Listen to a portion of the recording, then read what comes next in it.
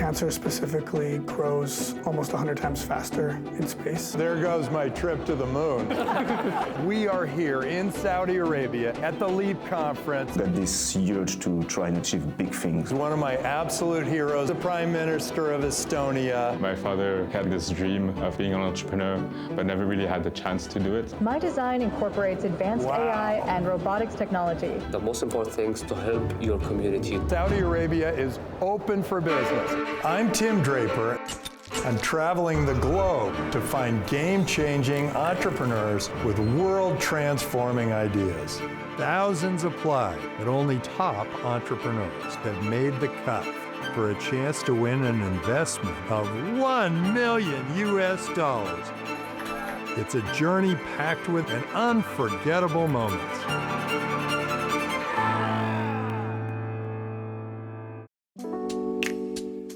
What would $1 million investment mean? $1 million. $1 million is $1 million investment would be a game changer for us. keep the team that we've built and being able to reach a wider audience. To scale more countries and benefit the climate change. To grow our operation, not just one small step, but be able to put a long-term vision into action. We use that money to launch our product into space, to do the first demonstrations of it.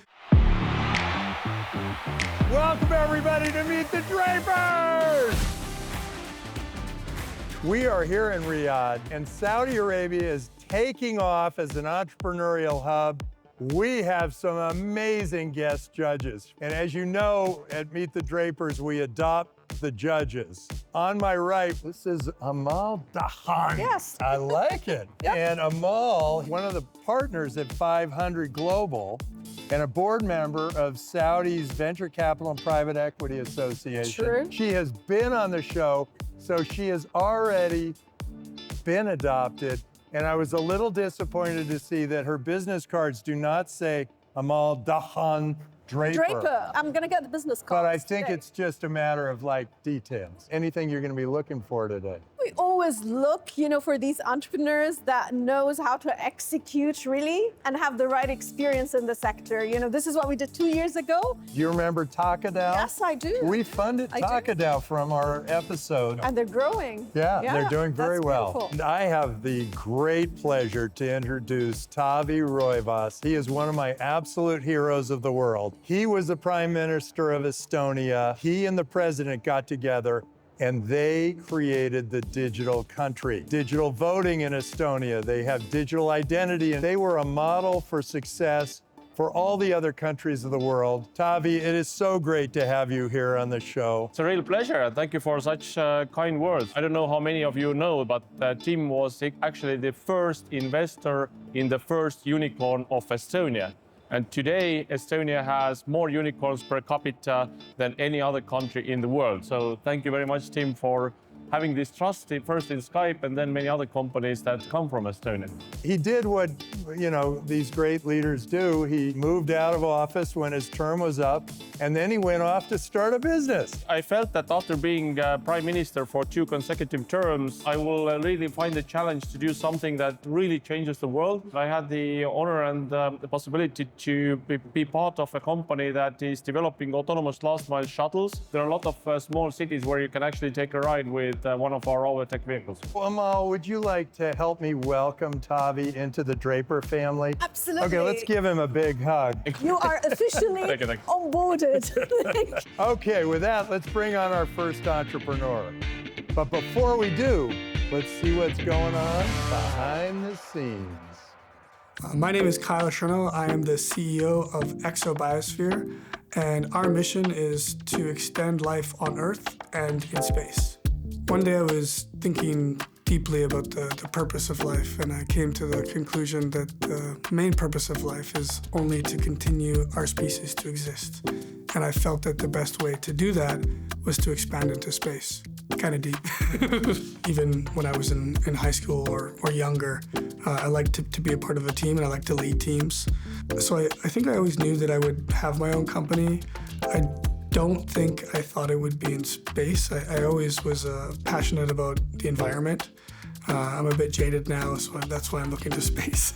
We're starting with cancer because cancer specifically grows almost 100 times faster in space. Everybody in our company has lost someone due to cancer. When you're doing research on Earth, gravity is pushing down on that cell. It kind of flattens it out. And so they're doing testing in a cell that doesn't really replicate what the cell looks like in your human body. However, in space, because everyone's falling, the cells are spherical. We're actually testing on something that is very similar to how it looks in the human body. Over the past 30 years, the International Space Station has been used to do science. But the problem was that many of the experiments required astronauts.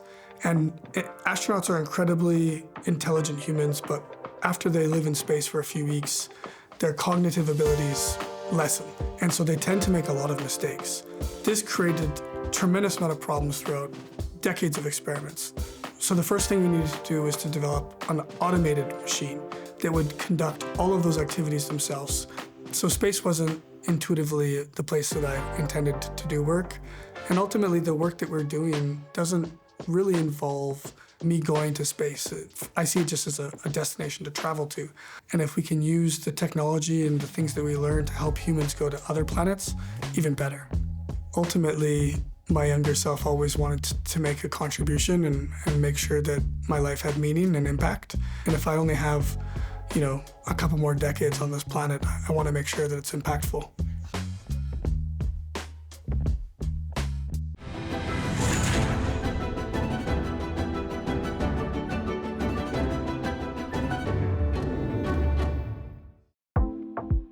This is my first time in Saudi Arabia. I really like it, really inspired by the level of innovation that I see and the hope in people's eyes. We met some great potential partners, and it's been truly inspiring to see the level of innovation coming out of Saudi Arabia. Really interesting to see the juxtaposition between the old and the new.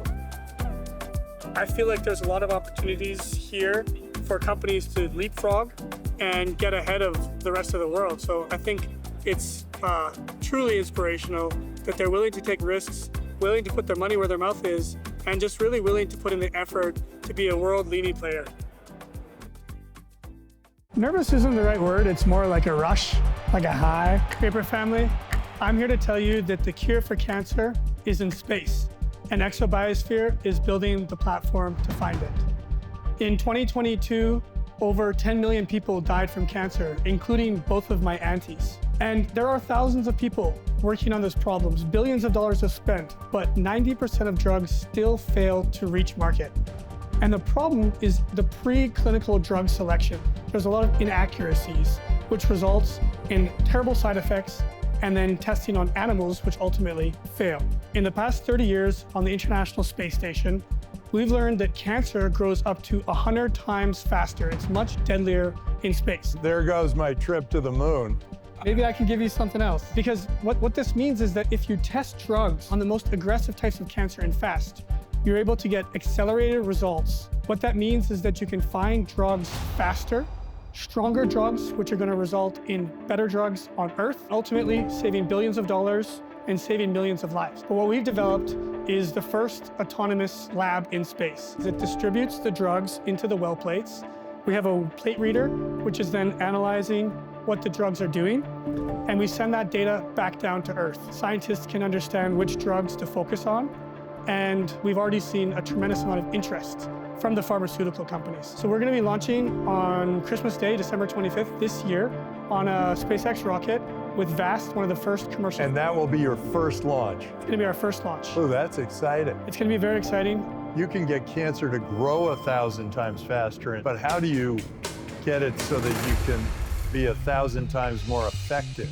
When cancer is growing much faster and much stronger in space, you're basically testing the most strong drug that you can imagine. So if it works in space, it's going to work on Earth.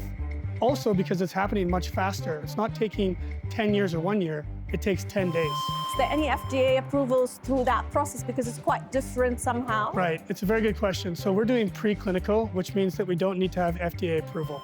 Basically, they'll give us 2,000 different drugs to test. Right. And we're going to say, you should go to the clinical with these 10? I think at the very beginning when I heard the pitch, I was worried about the competition in the market because they want to maintain traditional means and ways. That's correct. And many pharmaceutical companies already outsource their preclinical testing to CROs.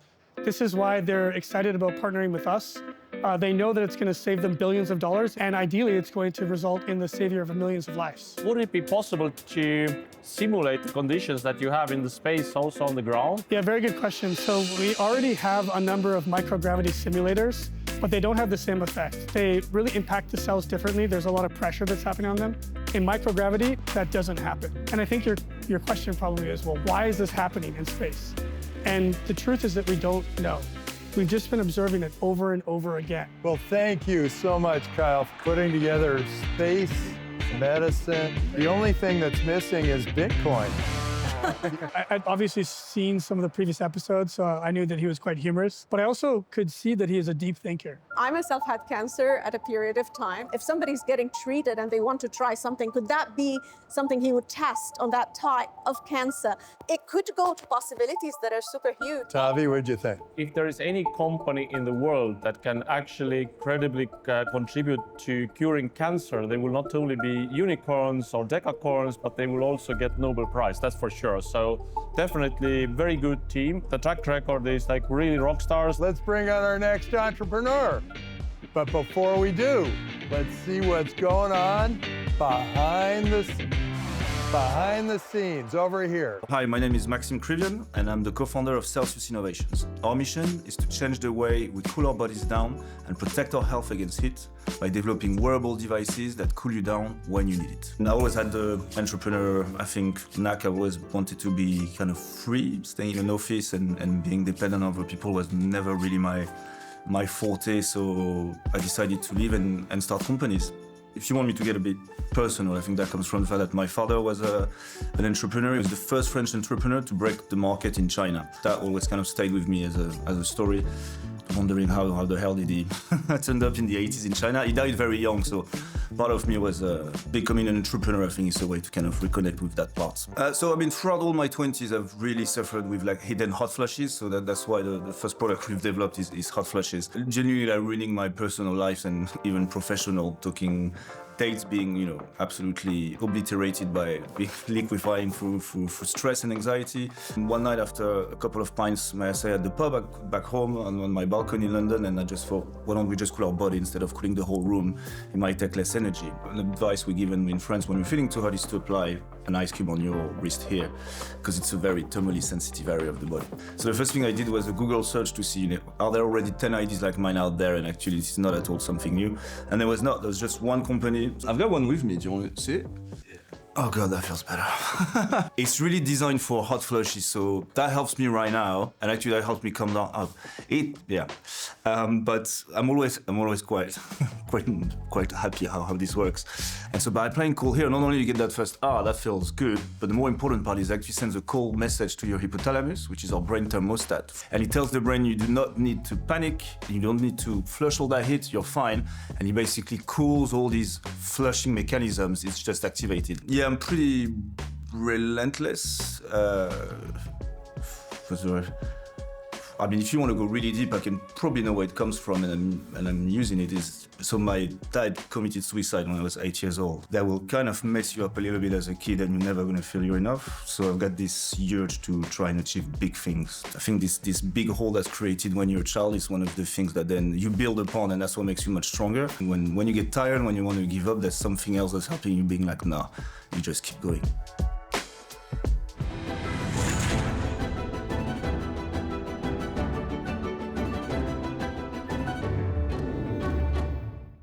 We've done a few of these conferences. LEAP is one of the best, if not the best I've been for a while. The support you get for startups, the people you meet, all the investors and the potential partners, customers, has been really, really awesome.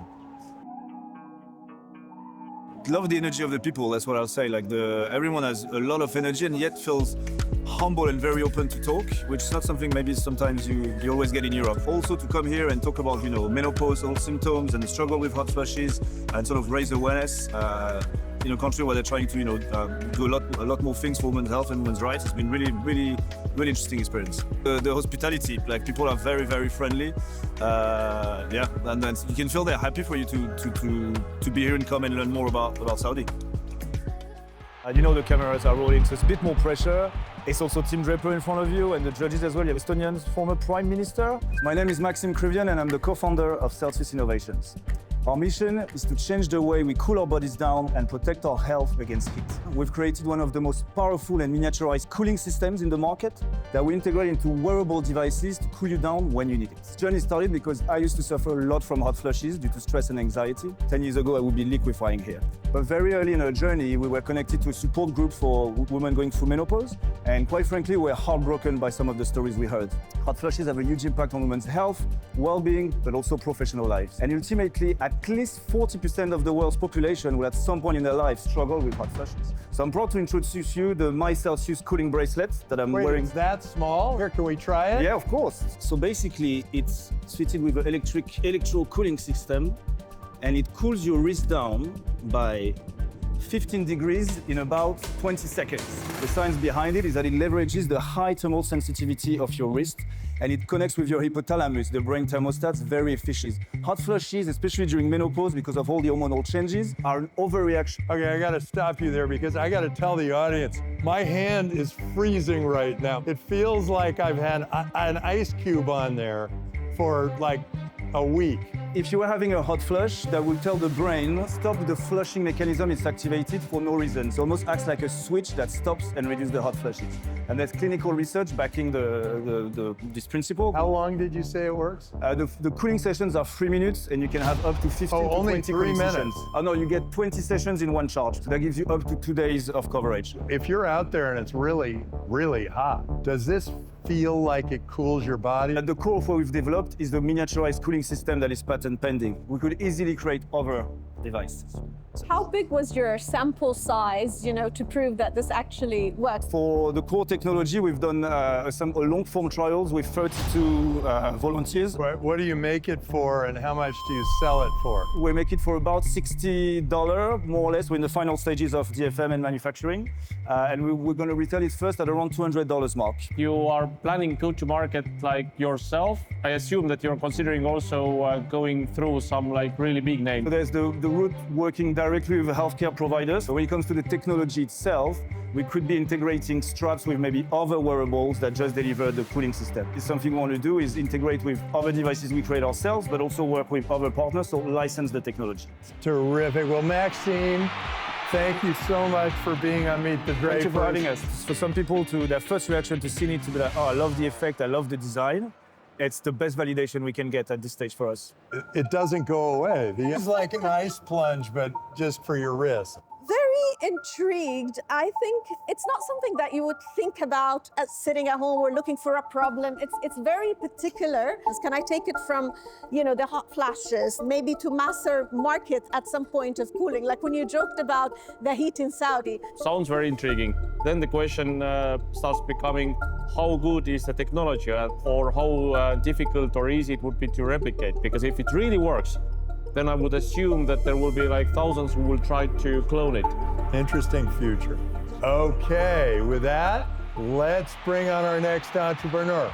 But before we do, it's all about the eyebrows. And let's see what's going on behind the scenes.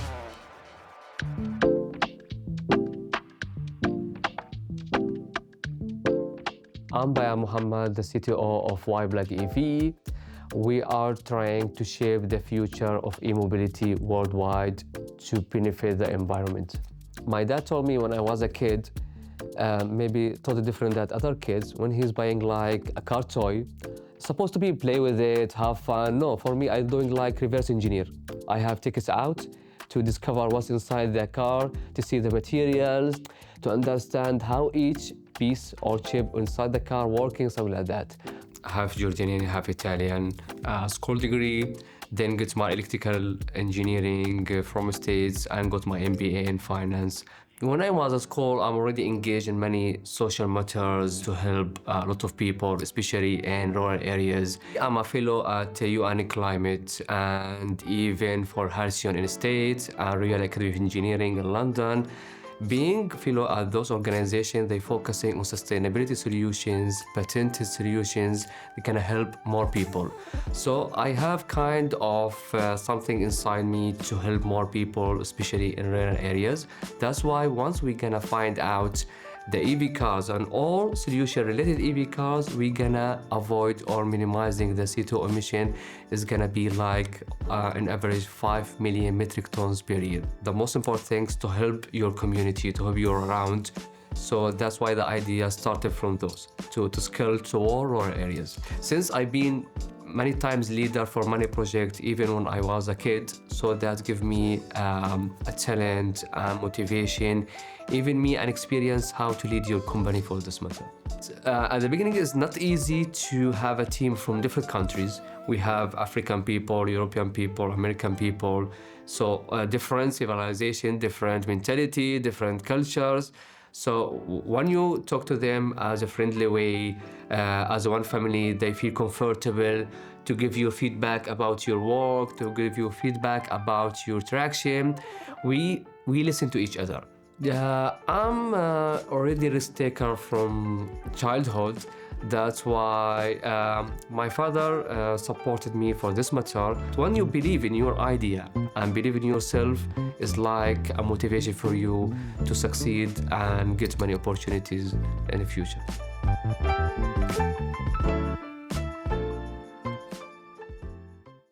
Viewers. Usually I'm pretty easy to reach. I mean, there are only 300 million of you.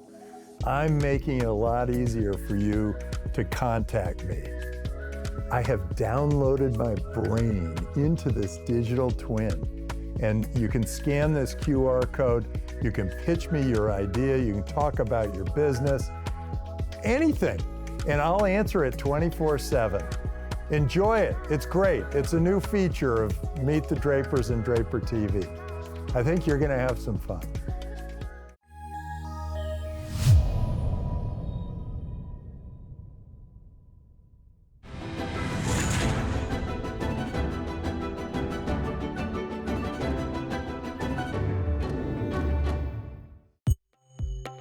Yeah, the culture, they are so generous, so friendly. They are welcoming you, and it's easy to convince them and increase awareness about our new technology. Yeah, actually, I like their food so much, especially for the Saudi coffee with the dates, so especially at morning. And they are friendly, easy to talk and engage them. The production huge. Even the managing and building this kind of event, it gives you an insight and indication that it's gonna be a huge market, a huge economy, and scaling and booming in the future.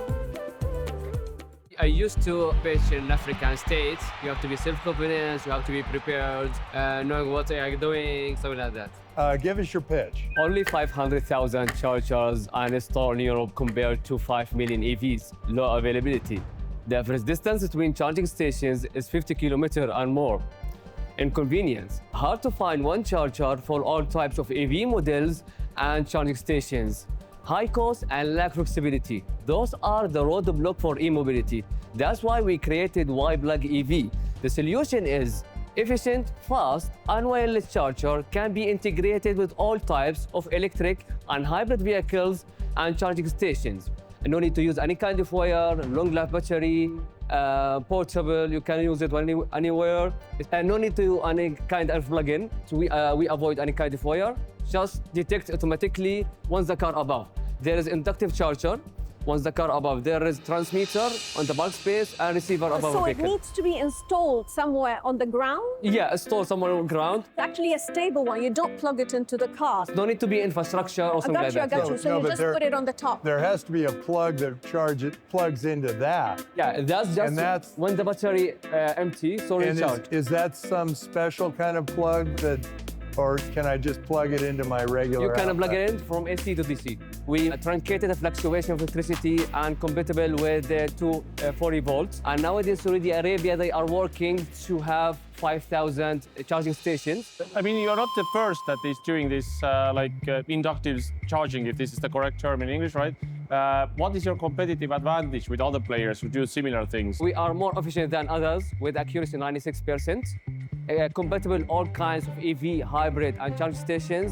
Affordable compared to other competitors by 50%. It's fast, easy to use, friendly, portable, safe in all weather conditions. Once everybody's got one of these mats on their garage, what do you do next? How do you build this into a big business?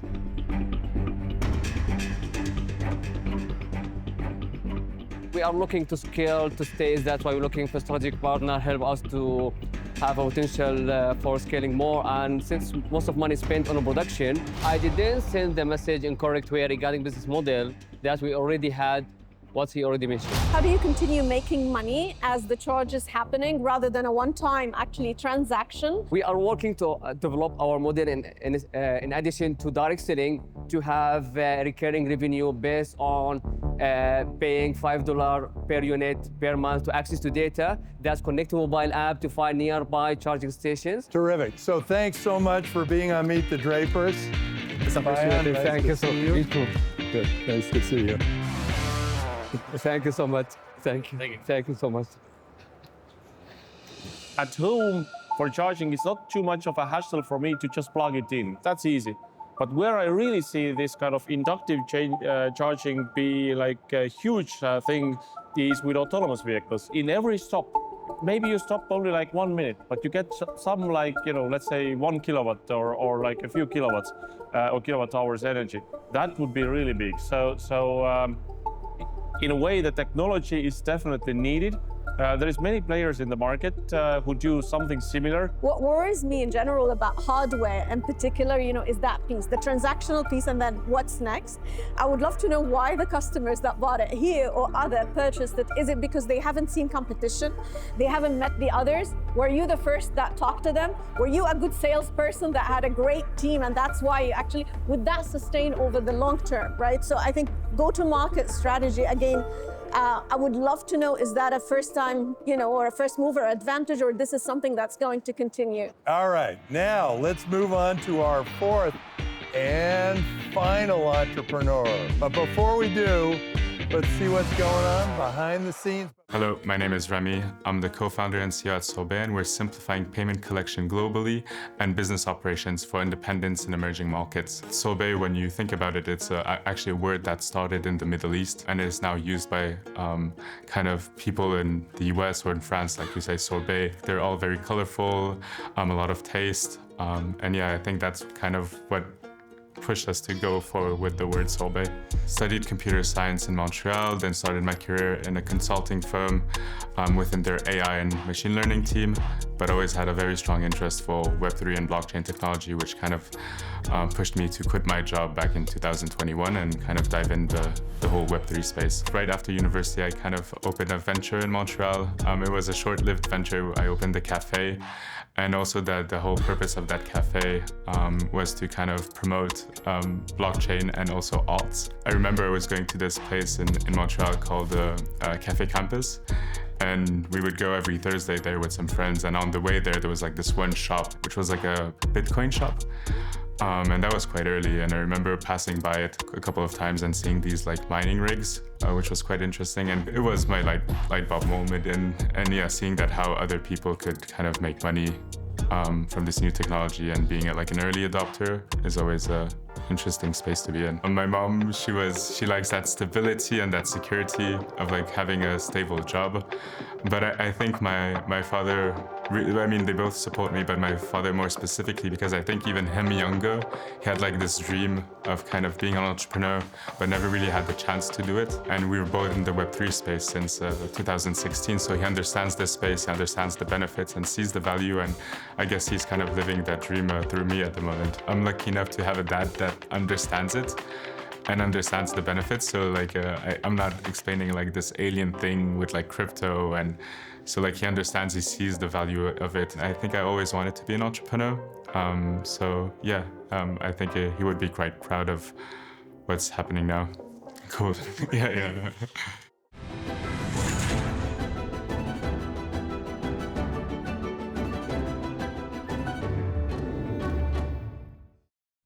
We're currently in the startup exhibition at Leap. Today, Saudi Arabia is a very authentic place and very exotic, I think, place to visit for a lot of people. You have the nature, the desert, which is not so far, one of my favorite places to visit when I'm in Riyadh. I've been attending Leap for the past 2 years. I remember coming here 2 years ago and spending most of my time at the startup and the investor stages, just learning about all the different opportunities. Having grew up and lived here in Saudi Arabia, there has been a huge change in the past few years. A lot of progress being done, whether it be within the startup ecosystem or technology. Yeah, it's just a great place to be today. A year ago, it was almost impossible for me to step on a stage and present in front of so many people. But I think the past year I've been practicing quite a bit and way more comfortable I am today than back then. I'm the co-founder and CEO at Sorbet, and we're building a future where location no longer limits potential. So I'm from the MENA region and grew up here in Riyadh. I've been a freelancer and worked with many. Recently, while setting up my company in Saudi, I needed to pay for a service. The provider sent me an invoice with his local banking details, but due to incompatible and outdated payment rails, it was impossible for me to transfer money from my Canadian bank account or even my Wise wallet. This isn't just my problem. Millions of freelancers across the MENA region still struggle with global payment collection. And despite a rise in cross-border work, this issue has yet to be resolved in the MENA region, and Sorbet is here to change that. Since it's a better rail, using stablecoin and blockchain to on-ramp from clients in the US and in Europe, and to off-ramp in kind of the local banks, right? And we're really targeting freelancers, and we enable them through virtual wallets to collect payments from top payroll platforms, marketplaces, but also through traditional payment rails. We convert that fiat into USDC in the freelancer's Sorbet wallet. They can then spend it through a Sorbet debit card, send it to any global bank, and manage their business with a suite of... I feel like once you get the freelancer, you can keep selling them more things. So do you have any ideas for what else you would sell them? So today we're solving payments, but then we want to really solve everything around managing a business as a freelancer, essentially. When Salah and Zed, for example, they deal with all of these, micro kind of businesses, freelancers, and they provide all the services that you talked about, all the way until the payment as well. So how would you actually position yourself among something like that in Saudi? The future of finance is going to be on-chain. There's going to be disruptors and disrupted, and we kind of allow them. And you kind of see a lot of payroll platforms and a lot of freelancers starting to receive USDC as a form of payment. A lot of fintechs here don't offer that option. And we kind of allow them to receive both stablecoins if clients are comfortable with that, but also fiat, essentially. What is the ingenious idea that you have come up with that many fintechs around the world have not yet understood?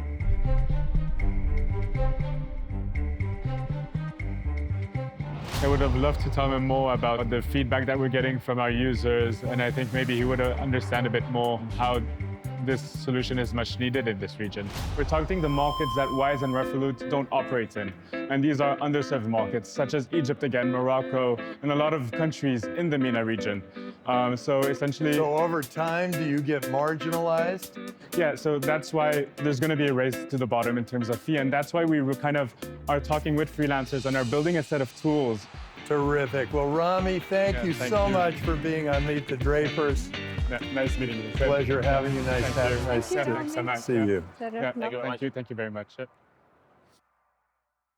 So Tavi, what do you think of Rami? There is a lot of fintech companies that are solving similar problems. Of course, there is possibility, but it's damn difficult competition, and it all comes down to execution. So it's very, very hard. There will be many players doing similar things. Yeah, for me, I actually do see the opportunity, because I know that in Morocco in particular and some markets, it is a huge, huge problem. And I do believe if he is able to reach, so first of all, penetrate the market, right, and get that going, at least master the very first offering, and then start the build-up, there could be a huge opportunity. And since Bitcoin is prevalent everywhere, and it will continue to be as people realize that, fiat is clunky. relative to Bitcoin. So anyway, you're going after something great, so keep up the good work. We are here in Saudi Arabia at the LEAP conference. There are startups from all over the Middle East.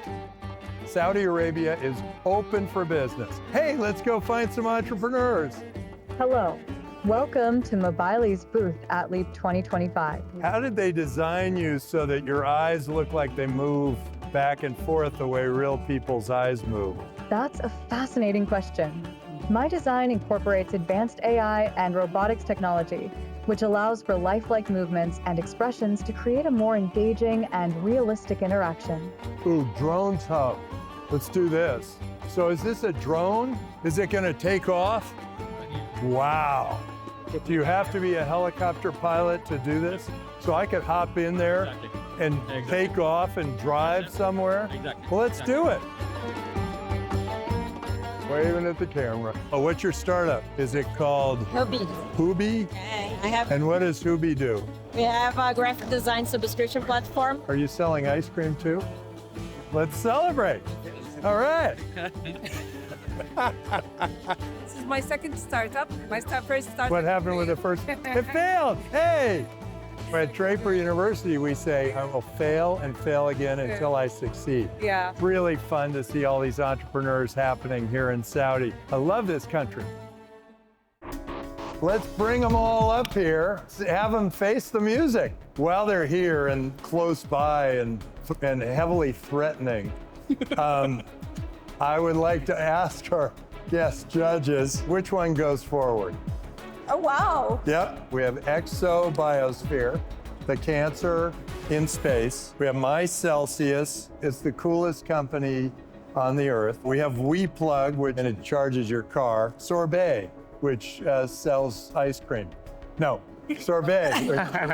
Sorbet, which is going to allow the freelancers to be paid. Who goes forward? That's new. I wasn't ready for that. Honestly, they're all exciting. So there's what I would invest in, what I would want to see more of, right? The cancer treatment testing, if that could prove to be able to commercialize and really go in full speed, but you do have time to commercialization. Tavi, who are you going with? I like them as well. I think it's very tight competition. Of course, as they are ending up with Nobel Prize anyway, so you know, do they need us? I would consider investing in all of you.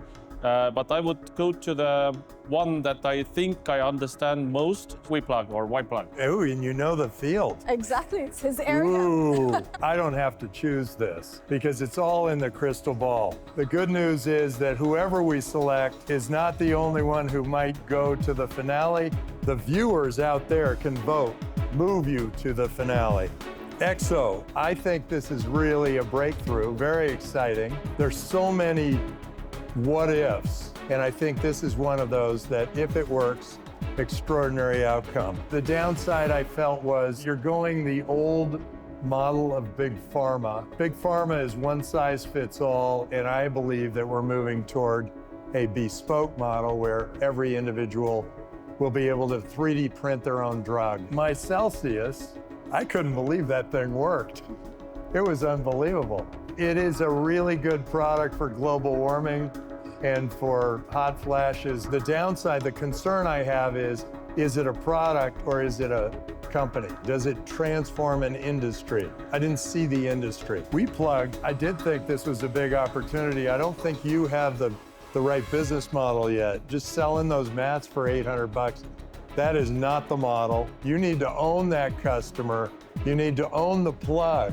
The plug should be unique, but you are in a big industry and that could be really quite extraordinary. Sorbet, I do think that payments across the world are a bigger and bigger problem. You're late to the game, but you're going after a great market and with a new twist. We're gonna have a very difficult time here.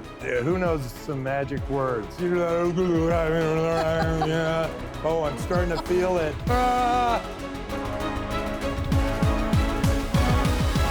Exo Biosystems, you move on. You're coming to the semifinals. Congratulations. It was a really strong competition. Each of them are solving big problems in the world. The moment that he finally selected us, of course, that was the time that I was the most nervous and most excited at the same time. I'd invite you to vote for us because we're trying to tackle a big challenge that affects half of the world's population. And when it comes to hot flushes, and women have not received enough support. You should vote me because there is lack of fast, wireless, and efficient chargers worldwide to save the climate by minimizing CO2 emission. So I think people should definitely vote for Sorbet. At Sorbet, we really believe that location should no longer limit potential. Thank you, judges. Welcome to the Draper family. Thank you. See you next time on Meet the Drapers. All right.